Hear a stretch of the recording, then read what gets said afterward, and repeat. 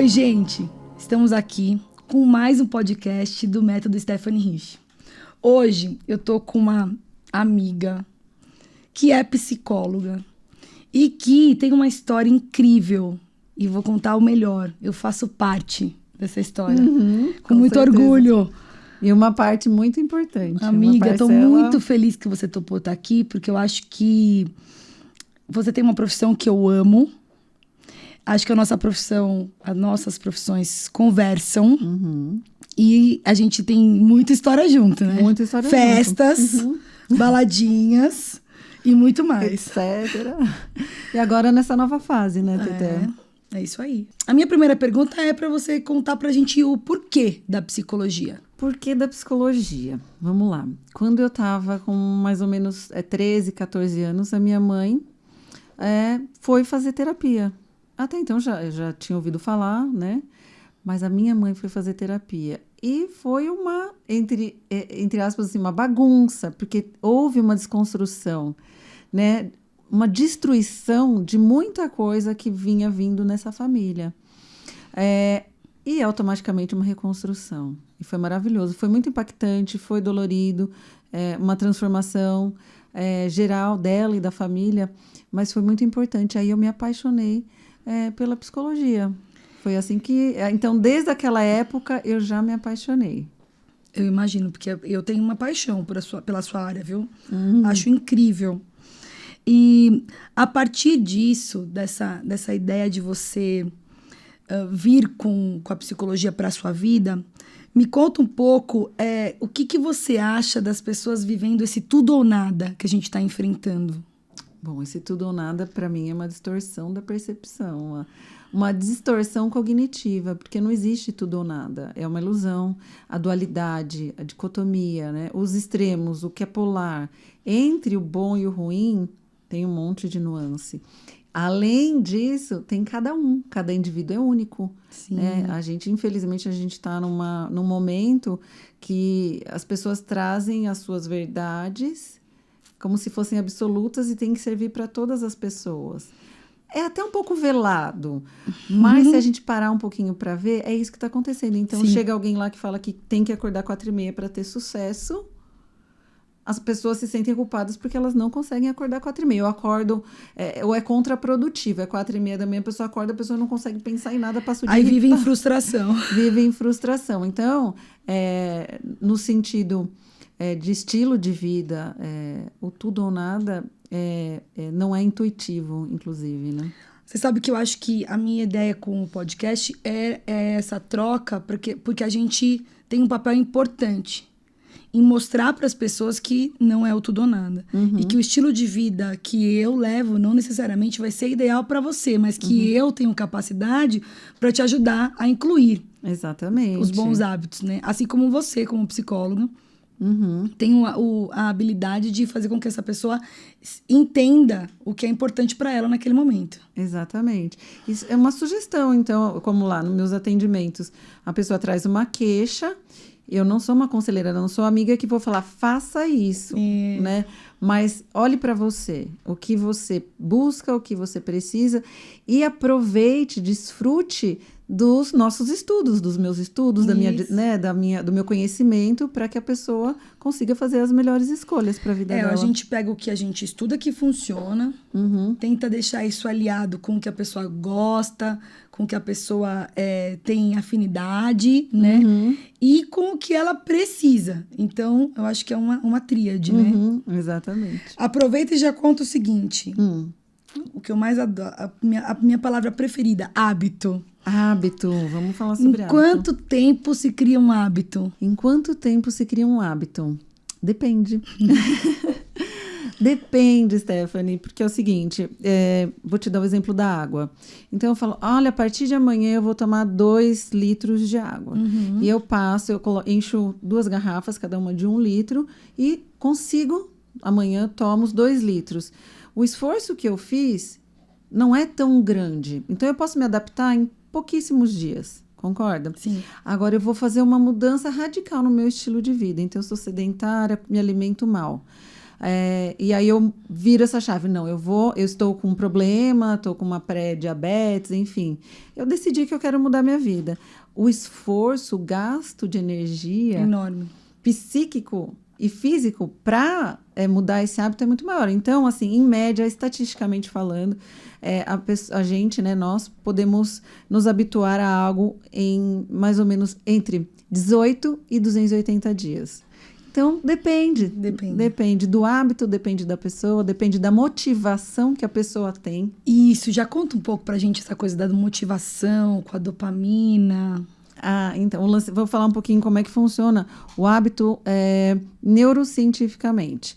Então, assim, a gente tem um comportamento, você começa a praticar aquele comportamento. Vamos colocar exercício físico. Uhum. Então, eu começo vou caminhar todos os dias. Eu começo a caminhar.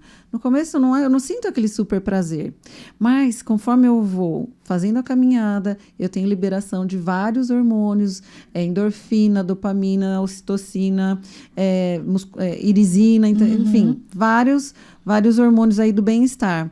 E aí, lá no meu cérebro, lá no núcleo de accumbens, que ele é dividido mais ou menos assim, o mecanismo de recompensa, e aonde a gente recebe uma carga de dopamina quando exerce determinado comportamento. Então, olha só, né? Eu começo a praticar exercício físico, mando dopamina. Sinalizo, mando dopamina. E aí, meu cérebro vai se acostumando, vai se habituando e vai sentindo prazer.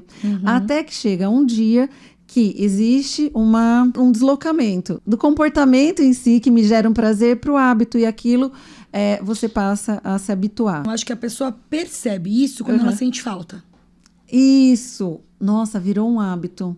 Tá me fazendo falta. Nossa, que estou estranho esses dias. Aqui que eu não fiz exercício. Aí acende aquela luzinha, acho que agora eu já estou habituada. Exatamente. E assim, aí já me perguntaram qual que é a diferença entre hábito e vício. Eu sou viciado em academia. Não, o vício é desadaptativo. Ele não traz algo bom. O hábito, ele sempre vai trazer algo bom. Tá tudo ali? Tá tudo no mesmo local, no cérebro. Mas o hábito é algo adaptativo. É algo que vem para melhorar e dar qualidade para sua vida.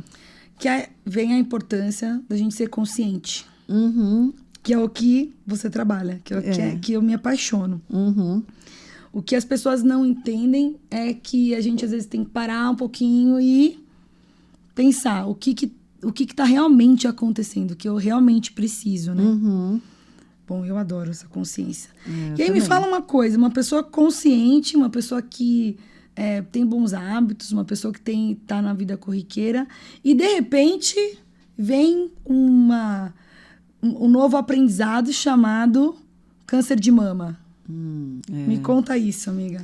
É um super baque, porque em diversos aspectos, mas o primeiro, o diagnóstico. Diagnóstico, você fala, meu Deus, é uma sentença de morte.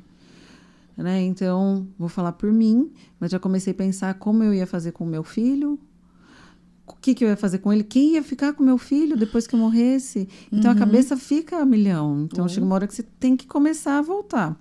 Sim. Então, é muito difícil. Eu sempre tive aí minhas fases, né, de esbórnia, de comer errado, de beber, de balada, dormir pouco, mas há muitos anos isso mudou. Então, você fala, poxa, e agora, né? Existe uma linha entre você se sentir um pouco culpado, isso, você se sentir com medo, né? Sim. Você não consegue encontrar muito bem a coragem, e aí também, quando a pessoa tem mais consciência, ela fala, não, o que eu vou fazer para isso... Para reverter ou para conseguir enfrentar, né? Para conseguir enfrentar. O que você usou de estratégia? O que você acha que você usou de primeira? Terapia. De primeira. Eu já estava em processo de análise. Perfeito. Quando eu fiquei um tempo sem, eu sou assim, fico um tempo sem, daí eu volto, né? Então, eu estava fazendo análise. E aí me ajudou pra caramba. Tanto que no processo de análise, eu percebi que eu não tinha medo da morte. Porque eu falava pro meu analista assim, eu falava, mas eu não tenho medo de morrer, eu já vivi tão intensamente esses 40 anos e tudo mais. Aí chegou um dia, a gente fez um insight. Eu tenho medo da vida. Então, Aí é uma coisa legal de se falar. Quando você passa por isso, um baque desse, um diagnóstico desse, se você conseguir transformar esse baque num olhar de qual oportunidade eu estou tendo, O famoso aprendizado. você não tem como, você vai passar por isso de uma forma bem diferente do que aquela coisa, meu Deus, por que comigo? Mas por quê? Sim. E aí, falando, né, sobre hábitos, conversando com outras mulheres que tinham outro tipo de vida, mais cuidadosa ou menos cuidadosa. O câncer de mama, ele não está escolhendo, não é genético. O meu não é genético. Não conheci uma pessoa nessa jornada que o câncer de mama tenha sido genético. Uhum. São fatores externos. E a informação, né, amiga? A informação é tudo, exatamente. A primeira estratégia é terapia. Terapia. A segunda estratégia? Informação. A informação, saber o que está acontecendo. Então é câncer, vou morrer. A quimioterapia, né, como é que vai ser? Comecei a buscar informação. Olha, qual a porcentagem de mulheres que sobrevivem ao câncer de mama? O que as mulheres com câncer de mama, o que elas fazem para passar por isso? Enfim, e conversando com o médico, tirando dúvida em cursos, com colegas, porque nesse caminho eu acabei fazendo muitas amigas, passando por isso, né? Então, tá lá tomando a químio, conversa aqui, tá lá na sala de espera. A gente quase não faz amizade, Quase não faz né? amizade, é super difícil. Não, sou muito fechada. Eu não gosto de, né, socializar. A gente não gosta de gente, não imagina. Não gosto. Então, já fiz, fazendo amizade com todo mundo ali, literalmente todo mundo, conversa e tudo mais. Isso ajuda muito, fortalece. Primeiro que você tá com outras pessoas passando pela mesma coisa que você tá passando. Uhum. Segundo, que a troca de informação. Aí eu me sinto bem com isso, eu me sinto bem com aquilo. Sim. Então, isso tudo mudou, passou, realmente passou aquela fase. É um diagnóstico, é uma sentença, eu vou morrer. Não, passou. Minha preocupação começou a ser outra. E de como enfrentar isso né, as fases do próprio tratamento de outras formas. Exatamente. Né? Então, a informação, ela tira um monte de caraminhola na sua cabeça. Um monte de ilusão, um monte de fantasia. Se informa. Perfeito. E como você conseguiu manter a consciência do exercício? Quando eu descobri o diagnóstico, estava acabando um plano na academia que eu estava treinando na época. Aí, bem triste, né? Eu que sempre treinei. Amo treinar, rata de academia, gosto de correr, gosto de pedalar, gosto de nadar. Falei, poxa, né? Não vou nem renovar. O coitadismo veio. Ai, poxa, não vou poder nem treinar mais, não vou nem renovar. Né? Não vou poder nem renovar. Ó céus, ó vida. Aí passou um tempo na clínica onde eu fiz o tratamento, tinha uma equipe multidisciplinar, então passei com a nutricionista, fui passar com a físio, ela não tinha agenda. Mas depois da primeira quimio, eu percebi que a primeira semana é ruim, depois de 10 dias, depois de 12 dias, eu falo, opa, parece que eu tô numa vida mais ou menos normal. Uhum. Então, me deu vontade de treinar. E também, com base na informação, olha, o exercício físico, ele não vai baixar mais, porque esse era o meu medo. Aí, vou fazer exercício físico, minha imunidade vai cair, e eu não vou dar conta, e eu vou ficar mais doente, e não foi bem assim, quer dizer, não é nada assim, né? E aí ela não tinha, essa fisioterapeuta na clínica não tinha lugar na agenda dela. E aí lembrei de quem? Teté. Lembrei que ela estava concluindo o curso de fisioterapia, personal, alguém que eu confio, que já tinha feito meu treino na gestação e tudo mais. Lindo. Né? E eu falei, vou falar com ela, vou trocar uma ideia. E no fim deu super certo. Na última semana do ano, entre Natal e Réveillon, ela falou, vamos fazer um treino. Eu, não, vamos começar em janeiro. Ela, não, vamos fazer já um treininho. Então vamos, em casa. Eu nunca imaginei que na minha casa, de forma online, porque eu queria ela perto de mim, depois que eu descobri que ela estava só no online. Aí, dentro da minha casa, eu tinha o quê? Eu não tinha caneleira. Eu tinha 2 pezinhos. 2 halteres de 2 3 halteres, quilos. Um de 4, um de 5. E só, não tinha mais nada. E eu consegui fazer um treininho legal, já me empolguei. E aí fui atrás de outras coisas, poucas também, caneleira, TRX. A gente fazia um treino. A partir daí a gente começou a fazer treino regulares, foi muito, muito legal. Quando, só concluir, quando a fisioterapeuta da clínica me chamou porque vagou um horário, ela falou, você não cabe aqui, vai até Cabriúva, vai até a Gruta, vai até Pirapora pedalando, vai escalar o Everest. Aqui o que eu tenho de recurso já É para quem já não tem pra quem tanto não condicionamento. Exatamente. E aí a gente pegou pesado. Sem dó de bumbum de quimioterapia, foi o que eu ouvi da Stephanie. Exatamente isso. Você sabe que a fisioterapia me chamou muito a atenção justamente porque eu acredito tanto no exercício, né? Sempre foi uma paixão tão grande que eu pensava, se exercício faz bem para uma pessoa saudável, o que ele não pode fazer para uma pessoa que está precisando se sentir saudável, né? Olha, precisando se sentir então, saudável. eu gosto do exercício porque ele mostra para as pessoas o quanto elas são capazes, sabe? É isso que me envolve. A pessoa fala, imagina, não vou conseguir fazer isso. Eu falo, calma, vamos fazer um beabá que a gente vai chegar lá. Aí a pessoa até esquece. Aí passa um tempo, a pessoa fala, nossa, eu não acredito. Fala, lembra aquele dia que você não conseguia fazer esse? Olha o que a gente fez, né? Então, eu acho isso. E a quimioterapia, o tratamento de câncer é uma coisa que eu gosto muito de estudar, porque eu acho que as pessoas se vitimizam, claro. Eu vivi isso na minha casa, eu vivi isso com grandes amigas, eu vivi isso com você. É muito difícil, mas o corpo, ele quer viver. Então, o que eu gosto do exercício é que ele consegue mostrar para a pessoa o quanto ela pode viver, né? Dentro do limite, porque eu falava para você, ó, fez a químio, uns 2 dias depois vamos devagar, deixa o corpo recuperar, porque é um estímulo a quimioterapia. E o exercício também. Então, ele é modulador. Você usa ele ao seu favor, né? Lindo. Mas tem uma coisa que você tem que me contar. Durante todo esse tratamento, você viveu várias fases. Porque ele é um tratamento longo. E logo depois tinha a cirurgia, que também é outro trauma. O que você fez para manter essa linha mental? Trabalhar propriamente em si, achar um motivador, que eu quero viver, o corpo quer viver e a mente também quer. O corpo também quer. E aí, a Stephanie sempre falava uma coisa, você sempre me falou uma coisa, músculo é saúde. Músculo é saúde. Aquilo foi entrando. Músculo é saúde, músculo é saúde. Eu não conseguia comer direito, eu não conseguia beber muita água, mas eu conseguia treinar. Stephanie, você fez de um jeito, Stephanie, que eu nunca senti uma dor de treino, aquela dor que machuca. Aquela dorzinha de treino, ok. Gostosinha. Né? Aquela dor gostosinha. Como eu disse para você antes, eu queria estar com um corpo hoje daquela época. Minha barriga toda definida, abdômen todo definido, tudo bonitinho. Só tava careca, mas o corpinho tava uma beleza. Então, e eu me desafiei. Você fala, o que motiva? Eu me desafiei. Eu falei, pois eu vou contra todas as estatísticas. Eu vou ganhar massa.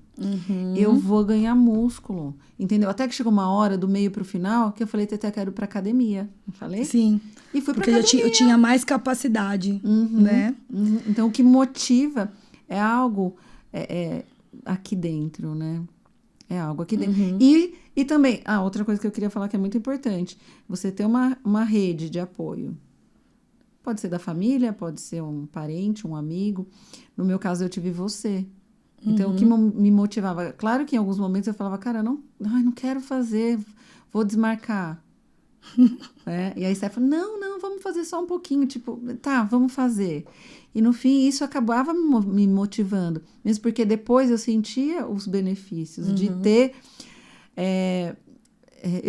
feito um comportamento, um esforço para ultrapassar aquela dificuldade. Isso. Aquela barreira de não treinar. E muito interessante porque era um hábito já seu de fazer exercício, né? E mesmo você já sabendo os benefícios, o que você gostava, o sentimento bom, quando você está enfrentando um problema desse porte, tudo fica na frente, né? Então, isso que eu acho que eu falava assim, eu ficava pensando no seguinte, eu não posso deixar ela esquecer que ela gosta disso. Que legal. E ela tem que lembrar que ela gosta disso, porque... E outra, é uma ferramenta, exercício, que funciona. Eu tenho um professor que brinca assim, exercício até errado, funciona. Você imagina se você faz certo, né? Se você segue uma consistência. Então, eu acho que tem muito isso. E, claro, a sua abertura, né? Para isso, né? Maravilha. Como foi no trabalho, como psicóloga? Eu reduzi. Eu atendi em Indaiatuba e em Itu, presencial. Eu saí de Indaiatuba, falei, não vou dar conta, porque vai ter dia que eu vou ter feito a químio, e aí eu vou pegar o carro e vou até lá. Não, achei... E fez atendimentos online também, né? Mas eu continuei com atendimento online. Eu lembro compactei, né? Coloquei tudo mais ou menos no mesmo dia. Os meus pacientes sabiam da minha condição e estavam ok com isso, então tinha dia que eu desmarcava e reagendava. Olha, não tô legal, fiz a químio, hoje eu tô com mais dor de cabeça, preciso ficar deitada. Então, teve essa parceria muito legal entre mim e meus pacientes. Isso foi muito legal. Mas também eu tive paciente que falou no meio, assim, já tinha perdido o cabelo, estava careca, não usei peruca, usava lenço, mas às vezes estava muito calor. Era mais pelo frio, às vezes, mais né? Que pelo você usava frio, lenço. ou estava enjoada com aquela cara tudo da mesma cor, daqui a aqui, tudo da mesma cor. Então eu falava, vou pôr um lencinho colorido para ficar bonito. Mas não foi um problema para mim, perder o cabelo, e eu não tinha vergonha de mostrar. Porém, teve uma paciente muito querida que depois retornou, mas ela não conseguiu lidar. Ela falou, Elide, quando eu vim aqui para a sessão, eu tinha dó. Ficava, coitada da Elide, coitada. E eu não sentia mais, isso foi só lá no começo, quando eu fui muito vítima, né? Depois isso passou. Eu cheguei a consolar pessoas que falaram, nossa, não, mas eu tô bem. Tá tudo bem. Com a minha mãe. Eu também imagina como é ficar... Eu não tinha dó nenhuma de Não você, tinha dó nenhuma, né? Nem era pra ter mesmo. Mas a minha própria mãe, eu falei, mãe, relaxa, tá tudo bem, eu tô ótima. E além pra gente terminar essa parte da história, que ela é muito importante, porque eu acho que você é um exemplo a ser seguido, eu acho que você inspira, por isso que eu acho que é legal você contar a história de verdade. Me fala o que você falaria para as pessoas para encorajá-las a enfrentar, assim, de frente. Um momento acolhedor, daquele momento que você fala, poxa, comigo, tal. Mas o que você falaria para a pessoa falar, dá para enfrentar? Aceitação incondicional das coisas que são como são e não como você gostaria que fosse. Isso para tudo, né? Para tudo. Para tudo. Então vai de novo. Aceitação incondicional das coisas que são como são e não como você gostaria que fossem. Lindo. Né? É o que é. Dá para mudar? Não dá. Então, o que está ao meu alcance? Eu quero passar o melhor que eu possa durante qualquer processo difícil. Né? Qualquer processo difícil.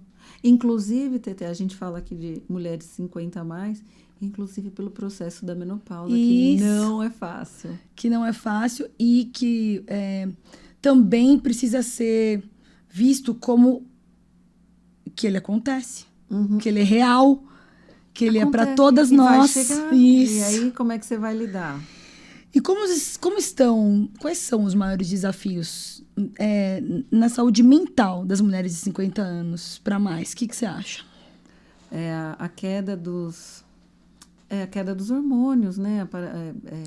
A própria principalmente menopausa. O estrogênio. Tem a progesterona, a testosterona, todos influenciam. E mais muitos outros. Mas, especialmente no quesito saúde mental, a queda do estrogênio. Então, as mulheres que já vêm de quadro depressivo e ansioso, elas vão ter um aumento, vão sofrer um pouco mais. Memória, enfim, tem várias quedas, acho que vou falar quedas mesmo, declínio cognitivos. Né? Então, tem várias coisas. Além de você... tem algo que não está sendo muito falado, mas é a névoa cerebral, que acontece na mulher... na fase da menopausa, no climatério, na menopausa. Esquecimento. Então, sabe aquela coisa, nossa, vim até aqui, e o que eu ia fazer mesmo? Perda de memória recente. Muitas pacientes reclamam disso. Isso tudo é muito difícil de lidar.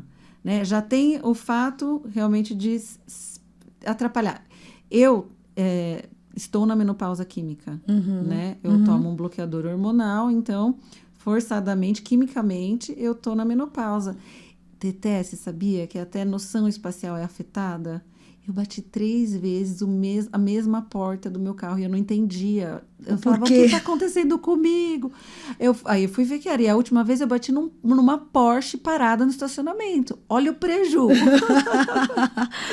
E pensamentos nebulosos, né? Eu percebo que as mulheres comentam muito sobre isso, né? Pensamentos nebulosos. Sim. Eu vejo em casa assim, eu tô lá fazendo comida, fazendo alguma coisa lá embaixo, aí eu subo a escada para pegar alguma coisa, eu chego lá e falo, não tenho a mínima ideia do que eu vim fazer aqui. Aí, como é que eu lido com isso? Tudo bem, eu vou descer as escadas, eu vou lembrar e eu vou subir de novo. Aí eu dou risada, uso humor, entendeu? Isso, muito bom. Uso humor. Falo, nossa, tô maluca. Porque então, a gente fala da menopausa, a gente fala da menopausa e a gente fala de aspectos físicos muito, né? O calor, a gente fala de toda essa parte física. Só que a gente tem que também lembrar que a gente tem a cabeça como aliado, né? Então... Ô, Teté, você concorda que se eu me frustrar demais com essa fase da minha vida, eu vou potencializar o meu sofrimento? Muito, então a gente concordo volta muito. na aceitação. Bom, é o que é. Deixa eu ver o que eu vou fazer com isso. Que ritual eu vou criar? Eu nunca precisei de agenda. Agora, agenda. Eu penso, sei lá, qualquer coisa que eu vá fazer, é agenda. Vou ensinar uma técnica. Me ensina. Tudo que você puder fazer que não vá gastar mais que 5 minutos, faz naquela hora. Legal. Então, por exemplo, eu agendei o médico do Antônio, seu filho. Quarta às 7h da noite. Daqui a pouco eu marco. Você não vai gastar 5 minutos para marcar isso, marca na hora. Usa essa técnica e depois você me conta. Até essa semana eu ia pedir carne no açougue. Aí eu falei, não, vou deixar para amanhã, porque agora às 8h da noite, vai que eles chegam e não vê. Não, dia seguinte esqueceu, acabou. 10 horas não deu tempo. Então, tudo que você puder fazer que não gaste 5 minutos, faz agora. Eu tenho mais uma dúvida com relação às mulheres de 50 anos ou mais. Existe um preconceito delas com elas mesmas? Sim, eu acredito que sim. Como a gente ajuda elas a enfrentarem isso? Eu sei que fica até meio chato eu bater nessa tecla, mas na tecla da aceitação. E o humor, que eu gostei que você falou disso. E o humor. Vamos levar com humor? Cada um desenvolve ferramentas para lidar com as dificuldades. Né? Cada um tem um jeito. Tem gente que não fala humor, não consigo ter humor, mas eu consigo fazer outras coisas. Mas não ter essa ânsia de mudar o que é. Bom, é o que é. Então, eu tô com 50 anos, aí tô em outro momento da vida, tem outras dificuldades, mas também tem a maturidade. Que é libertadora. Né? Então, se aceitar realmente, aceitar como perceber as coisas boas desse momento da tua vida, não se deixar bater demais. Então, o que dá para fazer? Hoje fala que a mulher de 50 é o novo 30, né? Isso aí. O novo 30 do passado. E você percebe a diferença de mulheres com mais de 50 anos que praticam exercício e as que não praticam? Sem dúvida. Lá no consultório? Sem dúvida. Sem dúvida. É uma tecla que eu bato até ontem a paciente que eu estava atendendo. Faz 1 ano, ela está fazendo aula de dança só num dia da semana. E aí, eu olhei para ela e falei, e aí? O ano começou. Vamos fazer uma atividade física? Porque eu vejo a ansiedade aumentar, a depressão, um quadro leve de depressão. Então, a mulher que chega com uma queixa no consultório, que faz exercício físico, geralmente a duração, o tempo de tratamento é bem menor. Olha que interessante. Interessantíssimo. É mais fácil para ela. É mais fácil, porque a cabeça está em movimento, o corpo está em movimento. É diferente. A cognição melhora. Então, a oxigenação, a gente sabe que faz aeróbico, tudo melhora, né? Oxigenação no cérebro e tudo mais. E vou te falar uma coisa, exercício físico e meditação. Respiração consciente. Está sendo muito estudado, né? A meditação. Muito bom. Eu tenho uma pergunta... ainda sobre o assunto câncer, mas com relação à família, como que você orienta? Se chegar um caso clínico lá, paciente que está contando que alguém da família está com câncer. Como as pessoas devem lidar com isso? Não tem um jeito certo ou errado de lidar. A gente não vai entrar na dualidade, né? Mas tem algumas regrinhas que a gente pode seguir. Algumas coisas que não devem ser ditas. Que não devem ser ditas. Nossa, eu tenho uma amiga que teve também câncer de mama, mas ela morreu. Não fala isso, tá muito difícil de lidar com isso, né? A morte é algo muito difícil pra gente lidar, principalmente quando se diz respeito à nossa vida, à nossa morte. Os parentes, não cobrar. Não cobrar, por exemplo, nossa, mas você tá só deitada, mas você devia fazer tal coisa. Toma aquela garrafada de erva de não sei da onde. Dá pitaco, né? Isso começa a irritar um pouquinho. Ou então, como aconteceu comigo, uma pessoa na minha família, acontecia, mas é assim mesmo, isso passa. Isso vai passar, entendeu? Então, fazer pouco caso. Não precisa falar assim, nossa, coitadinha, realmente, você... Não, mas assim, e aí, como é que você tá? Tá meio difícil hoje. Mas é assim mesmo. Então, isso me incomodava um pouco. Então, tem coisa assim que a família pode ajudar a pessoa que está enfrentando o diagnóstico a não piorar a situação. Mas a família também sofre. E aí? Como é que faz para uma mãe descobrir, né? Uma mãe descobriu, como a minha mãe, soube que eu estava com câncer de mama. Como ela vai lidar? O que ela vai fazer? Chorar? Né? Chorar em cima de mim? Como é que faz? Eu trabalho na seguinte abordagem, a fenomenologia existencial. E onde eu incentivo a todas as pessoas que chegam até mim a serem elas mesmas, autênticas. Então, você tem que não ser você mesma. Não ser você mesma igual não sentir o que você sente. Não, sinta o que você sente. Tudo pode. Né? Tudo pode. E aí, o que você vai fazer com isso é diferente. É algo que você vai controlar. Então, eu tô com muito medo de perder alguém. Mas eu vou chegar para essa pessoa, talvez não seja um momento, mas talvez em algum momento, numa conversa, eu possa existir ali naquela relação, naquele momento. Sim. Né? Então, não é fingir que tá tudo bem. Vamos fingir que tá tudo bem? Sim. Para ela ficar bem? Não. Vamos viver cada um a sua parcela ali da dor. Mas vamos cultivar um pensamento positivo? Cultivar a esperança? Amiga, você sabe que você, falando isso agora, me remeteu ao meu luto. Algumas pessoas me acompanham, sabem que eu perdi meu pai há alguns meses. E sabe o que foi interessante no meu luto? Eu não conhecia a Stephanie triste. Pois é. Porque eu sempre sou uma pessoa alegre. Faz parte da minha personalidade, ser expansiva. Eu sou assim aqui, eu sou assim no trabalho, eu sou assim em casa. E eu senti essa dificuldade de entender quem eu era triste. O que era tristeza para mim, né? Então, a minha pergunta é, o diagnóstico de câncer tem uma relação com o luto? Total, porque assim, eu recebi o diagnóstico, eu perdi várias coisas. Eu ia ter que abrir mão do meu trabalho, eu ia ter que abrir mão de brincar com meu filho, que só me via na cama, deitada boa parte do tempo. Falta de energia. Falta de energia. Eu perdi a minha saúde. Né? Eu não tenho mais saúde. Então, quando tem uma pessoa muito próxima a mim falava assim, não, importante que a gente é rico de saúde. Eu falava assim, mas eu não sou. Não estou sendo. Não estou. Porém, veio um pensamento também que a gente também sempre falava. É importante ter saúde para que quando você tiver um diagnóstico desse, você tenha força, tenha saúde para enfrentar. É isso aí. Imagina se eu tivesse uma requenguela lá, ruizinha, sem músculos, sem me alimentar legal. Quando surge isso, eu enfrentaria muito mais dificuldade. Eu percebo que as pessoas que são muito vítimas do mundo, elas também têm uma relação com romantizar a vida. Ai, nada vai acontecer. Ou só acontece comigo. Eu vejo que elas ficam assim... vivendo nesse... Fora da realidade. Exatamente. Né? E a gente tem que ter saúde justamente para enfrentar as coisas, porque a gente não sabe o que vai acontecer, né? Exatamente. Tem uma coisa que você fala, poxa, eu sempre levei uma vida tão regrada, eu sempre fiz tudo tão certinho, né? E agora eu tô com essa doença.